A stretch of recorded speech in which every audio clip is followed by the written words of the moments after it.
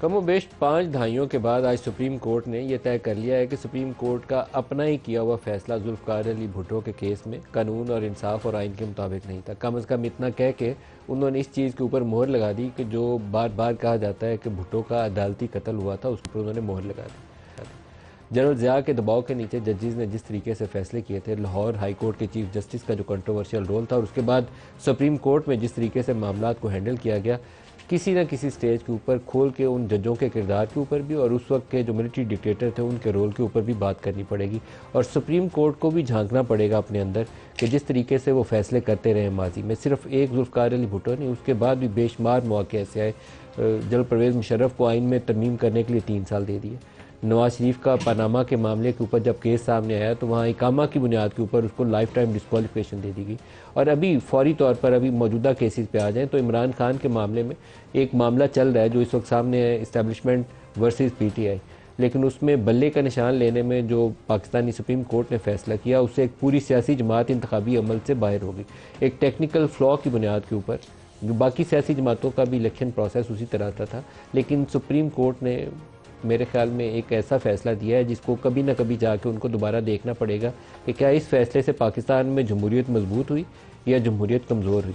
ابھی election commission میں reserve سیٹوں کا معاملہ ہے، وہ بھی گھوم پھر کے سپریم کورٹ آف پاکستان کے پاس جانا ہے. آج پشاور ہائی کورٹ نے اس کے اوپر فیصلہ دے دیا، لیکن یہ الٹیمیٹلی سپریم کورٹ کے سامنے آئے گا.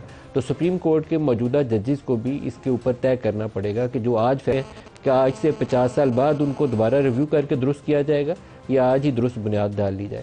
بھٹو کیس میں ججز نے جو باتیں کہیں وہ سپریم کورٹ کے چیف جسٹس کی زبانی سن لیتے ہیں کہ ان کے حکم نامے میں کیا آبزرویشن ہے. سن لیں پہلے پھر آگے چلتے ہیں. To us, the question of law in essence is whether the requirements of due process and fair trial were complied with in the murder trial of Mr. Zulfikar Ali Bhutto, hereinafter Mr. Bhutto, the former Prime Minister of Pakistan, by the trial court, which was the Lahore High Court, and the appellate court, which was this court. This question we approach and answer considering whether the trial court and the appellate court attended to and dealt with the requirements of due process and fair trial. The reference filed by the President of Pakistan has provided us an opportunity to reflect upon the proceedings of the trial, conviction and death sentence of Mr. Bhutto under the regime of the military dictator General Zia-ul Haq. The reference was filed during the government of the political party founded by Mr. Bhutto, but the successive governments of other major political parties carried forward this inquiry and did not opt to withdraw the reference, which included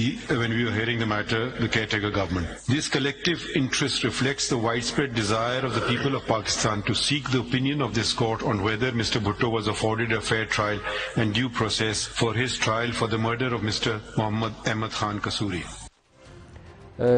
ultimately یہ آپ کو ایک اور line سنوانی چاہیے تھی ہمیں، جس کے اندر وہ جا کے کہتے ہیں کہ یہ ڈیو پروسیس آف لا جو ہے وہ فالو نہیں کیا. ہم نے ایک حصہ اس کا سنا ہے، کوشش کروں گا آگے جا کے آپ کو باقی جو الٹیمیٹ ان کا فائنڈنگ ہے وہ آپ کو سناؤں. باقی کویسچنس کو انہوں نے سائڈ پہ رکھ دیا، لیکن ان کا ڈیو پروسیس آف لا وہ فالو نہیں کیا گیا. تو سپریم کورٹ کو اس کے آگے جا کے یہ بھی کہنا چاہیے کہ اگر due process of law follow نہیں ہوا اور ایک پرائم منسٹر کو پھانسی کے پھندے پہ لٹکا دیا گیا تو یہ جوڈیشل مرڈر ہے. اب 50 سال بعد آپ اس بندے کی زندگی تو واپس نہیں لٹا سکتے. تو جو معاملات آج ہاتھ میں ہیں کیا اس کے اوپر بھی ایسے ہی کرنا ہے یا اس سے بہتر طریقہ کار اپنایا جا سکتا ہے. پل ڈیٹ نے ایک انتخابی عمل کے اوپر رپورٹ جاری کی ہے اور وہ رپورٹ کہتی ہے کہ 2024 کے انتخابات میں جو منصفانہ سکور ہے وہ سب سے کم ریکارڈ کیا گیا، سب سے کم. انہوں نے 2013، 18 اور 24 تینوں کا کمپیریزن کیا اور لویسٹ سکور جو ہے 2024 کے انتخابات کو دیا. کیوں دیا ہے وہ پروگرام میں اس پہ بھی چل کے بات کریں گے. مولانا فضل الرحمان نے اسی الیکشن پروسیس اور جو جس طریقے سے پاکستان میں مینیج کیا جاتا ہے، 13 میں اگر نون لیگ کی حکومت آنی تھی تو 13 کے انتخابی عمل کے دوران تقریباً سارے بڑے جو پلیئرز تھے یا اسٹیک ہولڈرز تھے ان سے آپ کو امپریشن ملنا شروع ہو جاتا تھا اس دفعہ نون لیگ کی حکومت آنی ہے. 18 میں پی ٹی آئی کی آنی تھی تو پی ٹی آئی کے نمبرز چاہے پورے تھے قومی اسمبلی کے یا نہیں تھے، یہ بات ڈن ڈیل تھی کہ نون لیگ کی پی ٹی آئی کی حکومت ہی 18 میں بنی ہے. کراچی سے 14 سیٹیں مل جاتی ہیں.